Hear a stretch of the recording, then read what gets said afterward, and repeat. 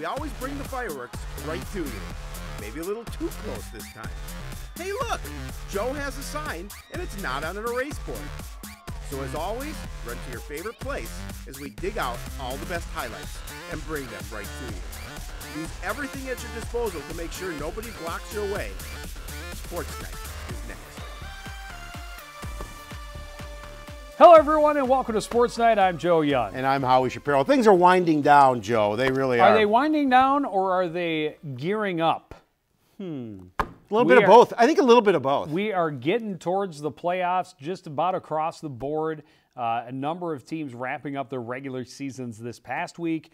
Another team, I think, wrapping up the regular season this week. Volleyball doesn't finish its regular season until next week. But Correct. Then, we're right into playoffs. We got soccer playoffs and football playoffs coming up this week. All this week, yeah. The cross-country teams have a week off before their Northwest Suburban Conference They do. Tournament. But, it's just like that. The fall season is coming to a close rather quickly. Almost too quickly for me, but we always talk about that. It goes so fast. But, yeah, 3 playoff games for us this week, and that should be some fun. Yeah, we will be busy. We'll start by talking about the football team. They wrapped up the regular season Friday, hosting the division-leading and top 10 ranked Totino Grace Eagles. Cardinals knew going into the game they would need to be perfect and get lucky in order to beat the Eagles. So, sure, they wanted to win, but the focus was more about doing their best and finding some positives to take away from a game against a very tough opponent. Eagles get the wind beneath their wings early. First and goal, they go play action. Kyle Halverson finds Brady Bertram wide open in the flat for the 9-yard score. Totino is on the board early. Next drive, they go play action again. Halverson has all kinds of time, but nobody is open, so he's going to take this one on the run to his left and watch him go up and over Noble Rainville at the goal line. It's a 20-yard touchdown, and that puts the Eagles in front 14-0 quickly. So many weapons in the lineup for Totino, and they just keep coming at you. Sam Hansen on the pitch, finds a lane, gets to the paint from 17 yards out. As time expires in the first quarter, Eagles are ahead by 3 scores. Cardinals do find some positives on their next drive. They set up the receiver screen. Brandon Cooper coming across the middle, finds a seam, and he is gone. Nobody is going to catch him in this race. A 60-yard catch and run gets Coon Rapids on the board, 21-6 at that point. Unfortunately, that was the only score for the Cardinals offense while the Eagles were far from finished. Next possession, it's Gayflor Flomo using his second effort to score. They add one more in the final seconds of the half. Hansen getting his second score of the game. Totino goes on to the 49-8 victory, finishing the Cardinals season at 0-8. You know, they're a pretty impressive football team, Totino Grace. And, we knew coming in that they were going to give the Cardinals some fits, and they really did. And at the end of the season, it doesn't get any easier. And, Cardinals, we'll talk about as we get into the game on Friday. It doesn't get any easier for Coon Rapids. They're going to play another very, very difficult team. It was nice to see the offense get on the board. Nice call, that screen over the middle. And Brandon Cooper is the one athlete for this football team that is really moving the ball for them. And I know they want to try and find ways to get the ball in his hand, but there's going to be some other players that need to step up. Yeah, they need to get other players to become a threat to draw the attention of the defense in order to give Cooper a little more room to operate. Yep. You talk about Totino, so much depth, and all of their offensive skill players are juniors or younger, so they are going to be very good for years to come. However, their depth did take a hit in this one as Flomo took a rough shot to his knee. Yeah, he's probably out for the year. I would be very surprised if he is able to run again before the end of the year. And hopefully, hopefully we're wrong, but it was nasty looking. It was nasty looking, and, it's something that obviously hurts their program, but he is a junior, as you mentioned, so he'll have another year. They have some depth at the running back position, so they will be able to fill in for him. He's a tough guy to lose out of your lineup because he's dynamic and he draws so much attention. So it's going to be difficult. Yeah, and it's and we'll talk about that in just a minute, but it's interesting the way this season has come along for the Northwest Suburban. You had a couple of teams that started at the bottom of the pack and really have played so well down the stretch that they are going to be some of the tougher teams to beat, even though they're going to be mid-seeds in the playoff. And I'm talking specifically about Andover, who started 0-4, but then won 4 straight to finish 500. They beat Champlain Park 33-27. Centennial, another team, started real slow. They blank Anoka in the final week of the season. And Osseo They started well, had that slide while their lead running back was down. They come back strong and finish strong. They beat Blaine 45-14 in the final week of the season. There's how the final standings match up. Totino Grace still up top, 6-2 overall, 6-1 in the conference. And I'll tell you what, that one loss to Centennial hurt them big. Huge. Because instead of being a number 1 seed in the section playoffs, they will be a number 2, and they end up in the same bracket with Eden Prairie. So they will most likely face the Eagles in what would be a state quarterfinal. Osseo finishes 5-3, 4-3. They are the number 2 team in the league. And then look at the bunch in the middle. Blaine, after a great start, had a couple of bad weeks at the end, and they're limping into the playoffs at 4-4. Champlain Park also at 500. Centennial and Andover, although they're also at 500, they're finishing better than they started, so they're kind of got the momentum going. Anoka at 3-5, and the Cardinals down there at 0-8. Now let's take a look at the section brackets. This is just 1/4 of the 6A tournament, okay? So this is the Cardinals bracket. They are the 8th seed. They will get Eastridge, the number 1 seed. Prior Lake is number 4, will host Minnetonka on Friday night. Cretin-Durham Hall, the number 3 seed, will get Anoka. Farmington has to travel to Wayzata. And the Trojans played pretty well against Eden Prairie, but I think looking at the Eden Prairie Eagles overall season, the two teams they had the toughest time with, Maple Grove and Totino Grace. Totino Grace, yeah, absolutely. And you mentioned it, Joe. It's not how you start; it's how you finish. Go back just a quick point to Andover. When we did that game, I had an opportunity to talk to Coach Wilkie, and he said, we think we've turned a corner, and we think that starting tonight, we've got some things in place that'll make us better, and they did. And so it's definitely how you finish at this point. Well, and I did not look at their schedule for the playoffs, but they have to be considered a top team. This is a 5A team that plays a 6A schedule. Absolutely. Including playing teams like Totino Grace and the other tough teams in this West Metro North. So they've got a little bit of a head start on some of the other squads that play a strictly 5A schedule going into that 5A tournament. But yeah, they are definitely one of the better stories coming out of this West Metro district this year. An 0-4 start a doubt. And 4 straight wins to close out the regular season. That's going to help them in a class below playing the kind of competition that they have, because that's going to toughen them up. They've played against some of the very best in the state, and they've come out on top in a number of games. So it's important for them. Yeah, that win over Blaine was huge for them last week. Yep. For the tennis team, the section team tournament is already over. They started with Anoka. The Cardinals, the number 8 seed, they hosted Anoka. They had beaten the Tornadoes relatively handily the first time around. Anoka gave them a battle here in the playoffs, but the Cardinals come out on top with a 4-3 win. The Cardinals win at first, second, and third singles, and then Hillesheim goes to a third set and comes up short after winning the second 7-6.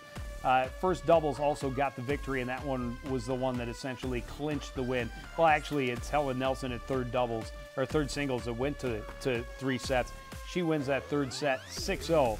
And what a nice finish for Helen Nelson. Starts 3-6, comes back with a 6-3, 6-0 win, and that turns out to be the match that gives them the victory. Another 3-set loss for the Cardinals down in third doubles. But that put them up against the number 1 ranked team in the section, and Delano dispatches them 7-0. I did not have individual scores for that one. Individual sections start next Monday for the Coon Rapids Cardinals, and we will definitely have some updates for you. Hopefully, we'll be able to maybe get a camera over there. They start at like 8 in the morning on Monday. What do you do? Oh, your work. You can't do it. Oh, yeah. We'll find somebody, hopefully. That whole have to have a job. I know, it always gets in the way. Right. Just one game scheduled for the volleyball team this week before finishing the regular schedule with a pair of conference games next week. This past week, the Cardinals facing a couple of Northwest suburban rivals and a couple of teams they have historically had some trouble with. It started on Tuesday, a trip to Andover to take on the Huskies, who are riding a pretty good streak and looking to keep it going against Coon Rapids. First set was tight until the end, but that's when the Huskies pulled away. Nice set to L. Hagstrom on the left side for the kill down the line. Andover gets the first set with a 25-18 win. Huskies jump out to a big lead early in the second, but the Cardinals don't roll over. Good recovery on this point. They set up Callie Harris, who attacks the cross court for the point. But this hole is just too big, too early for Andover as they open up its arsenal. Set up in the middle for Veronica Hondel. She gets the kill as the Huskies make it a two-set lead, 25-13. Cardinals battling to avoid the sweep in the third, and they've got some power in the middle as well. Big kill for Maddie Schweitzer, and the Coon Rapids has a lead midway through. Just not enough offense in the middle that helps them get the win. Andover trying to attack the net, but sophomore Ellie Hintz is there for the block. Cardinals get the 25-22 win. The Huskies are just too much in the fourth. Not a lot on this attack by Gonzala, and Andover turns it quickly to Serena Smith, who gets the kill. Andover goes on to a 25-17 win and seals the 3-1 victory for the Huskies. You know, it was nice to get that one-set win. It looked like there was a possibility of a sweep. Cardinals really, I thought, did a nice job in that to keep it going and to move it to a fourth set, but couldn't get it done in the fourth. Well, and that Andover team's pretty impressive. They've got a number of different players that can attack from either side of the net. You know, Serena was the big star at 6'1", yeah, she's very big in the middle. And just a junior, she was pretty impressive. But a number of other girls that could attack from, as I mentioned, both sides of the net. They are not, you know, a top team in the Northwest Suburban, but they are playing very well down the stretch, and they will be a team that that will cause some fits as we get out of the regular season and into tournament play. On Thursday, the Cardinals went to Anoka, or actually they hosted Anoka. They lose in straight sets to the Tornadoes, 25-19, 25-22, and 25-19 again. Gonzala leading the way with 9 kills and 3 digs. Callie Loris had 5 kills, a block, and an ace. 3 kills and 3 blocks for Missy Schmitz.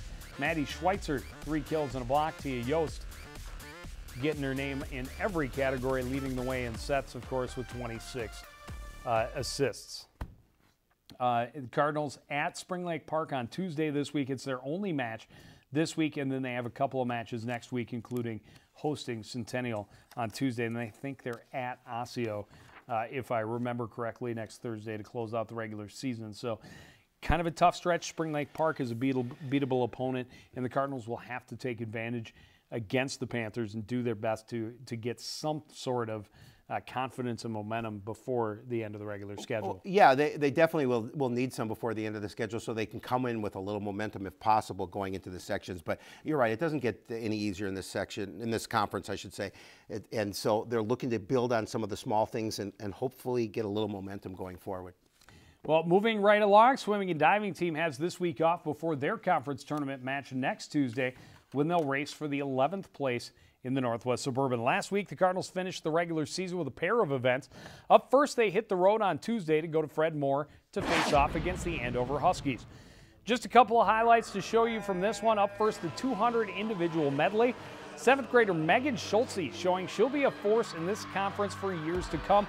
Racing stroke for stroke with Andover freshman Hannah Jones. Jones will outtouch her by less than 1/10 of a second, and Schultze is in second place. Another great race to the wall in the 500 free. Coon Rapids freshman Claire Hendrick battling for second.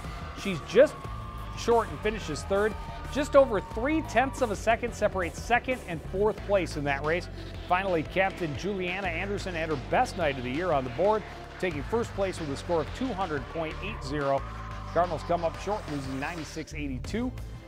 Other than Anderson's win in diving, Giese won the 100 butterfly. That was the only other first place finish for the Cardinals. A lot of second place finishes, though, including a season best 1 minute 48.86 seconds for the 200 free relay team. Nice to get that season best in, especially as they get closer to playoff time.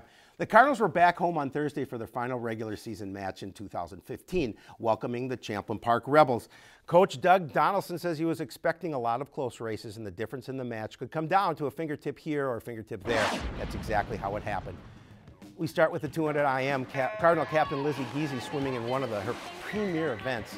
It's not a close race. Giese will cruise to the win in a time of 2:18.53, almost 4 seconds ahead of second place. Up next, Joe's favorite, the 50 free, an all-out sprint to the finish would be extremely exciting at the end. Cardinal freshman Megan Schultze will get the first place by just 9/100ths of a second over Champlin junior Sarah Ketchmark. Easy on the blocks again, coming up for the 100 butterfly, and she asserts her dominance in this race, just blowing past the competition, winning in a time of 101.53, almost 9 seconds in front of second place. But unfortunately, it wasn't enough. Cardinals lose 96-85. A lot more first place finishes, though. Coon Rapids won the 200 medley and the 400 freestyle relay. Schultze also won the 100 backstroke, and Juliana Anderson, breaststroke, I'm sorry, and Juliana Anderson had another first place finish in diving. So that was great. Yeah, and Juliana Anderson, you know, she's one of the Cardinal captains, and she was so funny when we did the previews. I said, "What's your goal this year?" She looked over at the record board and said, "I want to put my name up there." And she's having a great year, you know. And she was supposed to have another diver just kind of stride for stride. But they lost O'Grady with a concussion. Right. Not sure when she'll be able to return, but she has done a great job upping her game. You talk about it. She had her first 200-point score in the first match last week, and another. I think she was just off of that pace at like 198 against Champlin Park. So she's diving very well and getting the team much needed points when they don't have that depth that a lot of these other teams do. They need their leaders to try and get as many points as possible. Well, Coach Donaldson talked to us about, you know, from the start to the finish, the goal is to increase time or to decrease times, get your better times as the year has gone on. And I think a lot of the swimmers have done that, and that's really a testament to what he's doing with his program as well. Well, the Cardinals will swim against Park Center in Irondale next Tuesday in the Northwest Suburban Conference Tournament. That'll be the battle for 11th place. Then they have a couple of weeks off. The Section 7 AA tournament is from the 12th to the 14th of November. Cross-country teams will run in the Northwest Suburban Conference Championships this Wednesday in Elk River. Last week, the Cardinals had their final tune-up, the Blaine Invitational, over at Majestic Oaks. There were 27 teams at the event competing in two divisions, and both Coon Rapids teams had strong showing. We start with the girls lined up at the start of the white division race. The white is the weaker of the two divisions, but it gave the Cardinals a chance to run at the front of the pack, and they relished the opportunity. 7th grader Elena Headland would be the first Coon Rapids runner to the finish line, crossing in 9th place overall with a time of 21:32.5. Brina Del Castillo will be next, taking 16th and 21:55. Abby Ellenbecker not far behind, taking 17th place overall. Junior Rachel Davis will come across in 22:08.6 seconds, 19th place. Cardinals finished second in the white division with 84 points. Boys stay in the blue division, racing with some of the toughest teams in the Metro, including 4 other Northwest Suburban squads. Great pace throughout the course.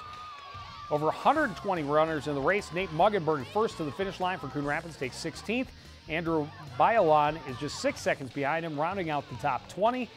There's a bit of a gap after that before Tanner Ost comes in, taking 35th place in 17 minutes, 48.7 seconds.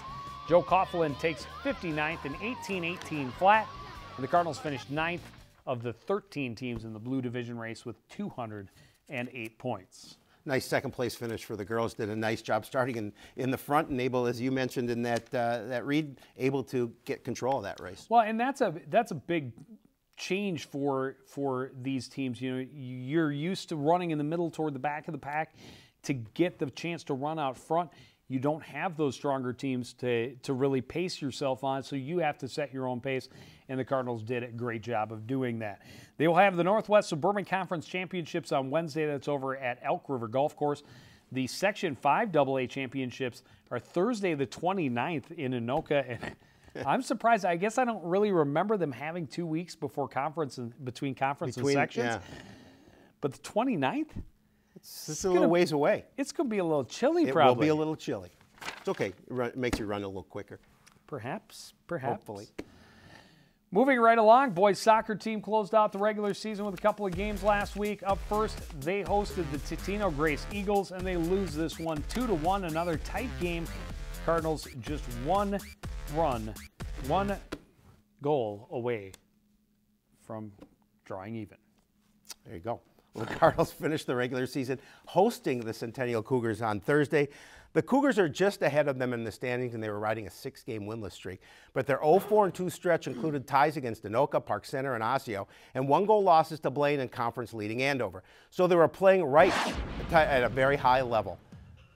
Cougars get on the board first, a corner kick Kayosuke Mitsuishi with put it right in front of the net. The Cardinals misplay it, goes through the far corner. Miscommunication helps Centennial get on the board first.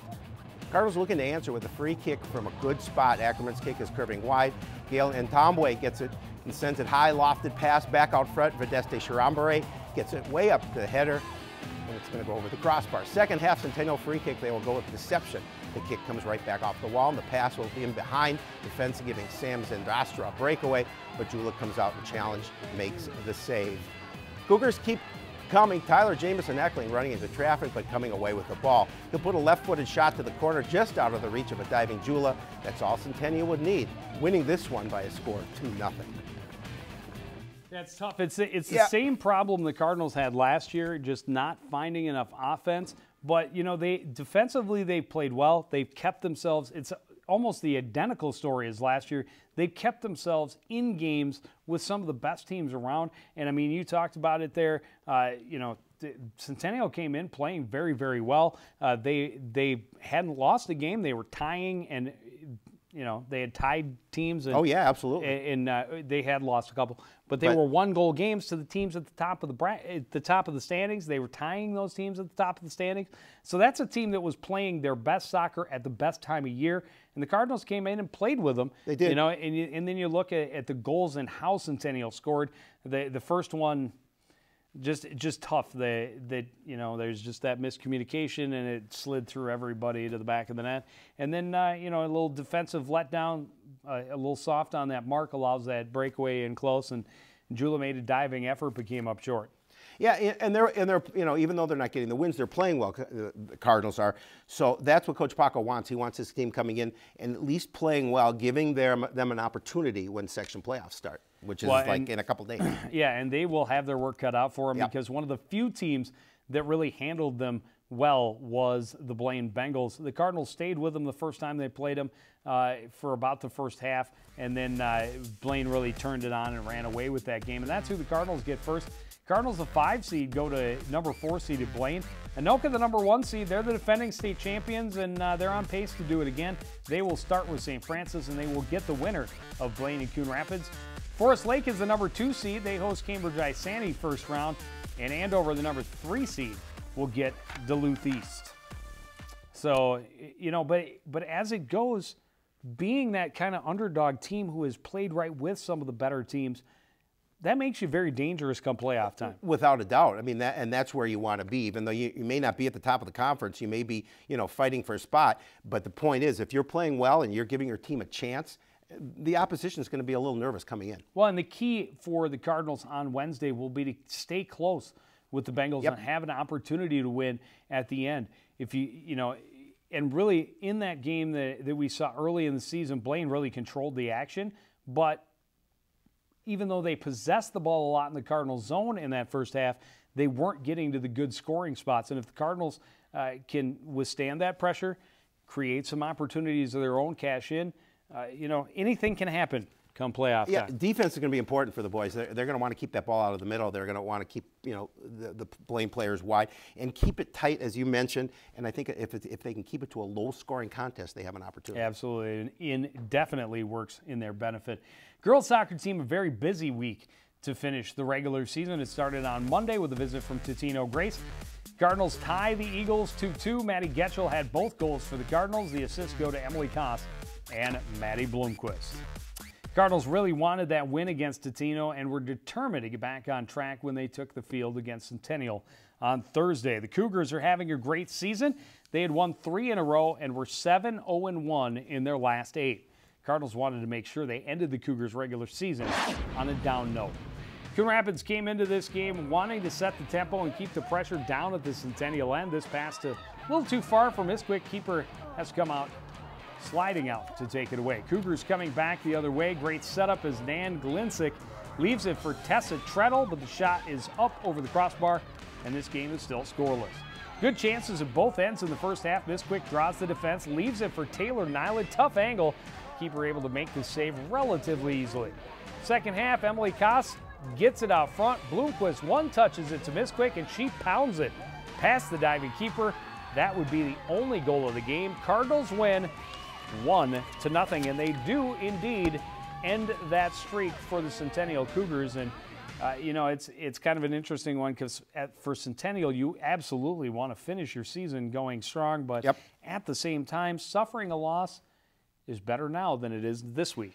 Yeah, if you're going to get a loss out of your system, do it before the section playoffs start. But, you know, I had a chance to talk to the Irondale coach, which will, as we talk about the brackets, will be the Cardinals' opponent to open up the section playoffs. He was impressed with that win over Centennial. You know, he thinks Coon Rapids is doing such a nice job and really coming in on a roll. They're struggling, and they know they're going to have a tough time. I think the key for Coon Rapids, as we'll talk about a little later, is really just not looking past an opponent. Well, they didn't look past Cretin-Durham Hall, a non-conference game to finish the season on Saturday. The Cardinals get another close victory, winning 1-0. Emily Koss got the goal. Kayla Ross only needed to make 2 saves to get her 5th shutout of the season, and it is win number 200 in the career for head coach Jeff DeJoy as the head coach of the girls soccer team. He was also voted Section 5 AA Coach of the Year. 2 very impressive honors and a milestone for a coach who is well deserving of that honor. Oh, yeah, absolutely. Congratulations go out to the program and Coach DeJoy as well. It's nice, you know, you put in a lot of years of work, and it's nice. You don't do it for the accolades, but it's nice when your peers recognize you for that fact.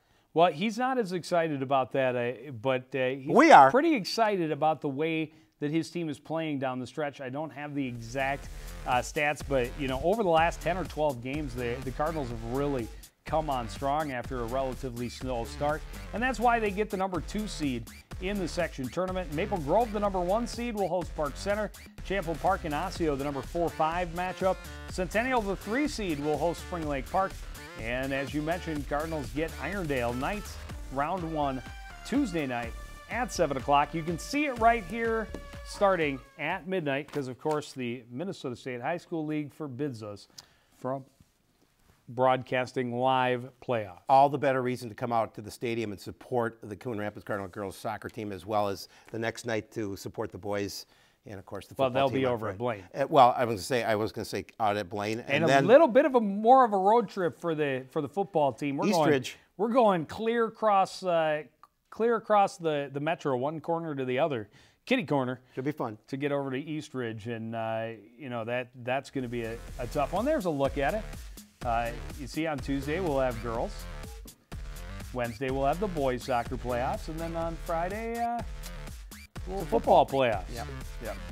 It'll be an interesting game, and again, you know, Eastridge is a team. I have to do a little more homework on them, but they're 7-1 to come into this game. They're very good, and it's going to be a very, very tough game for the Cardinals. Yeah, well, when you look at it, you got four different brackets of 8 teams in that 6A division. You got 4 number 1 seeds. All are pretty good football clubs. Yeah, I would think so. All are pretty good football clubs. So it's definitely a tough road to hoe. When Totino Grace doesn't get a number 1 seed, you know that's a pretty tough tournament. But that's going to do it for this edition of CTN Sportsnight. I want to thank everybody out there for joining us and continuing to support everything we do here at CTN. For the entire crew, including Howie Shapiro, I'm Joe Young, saying good night.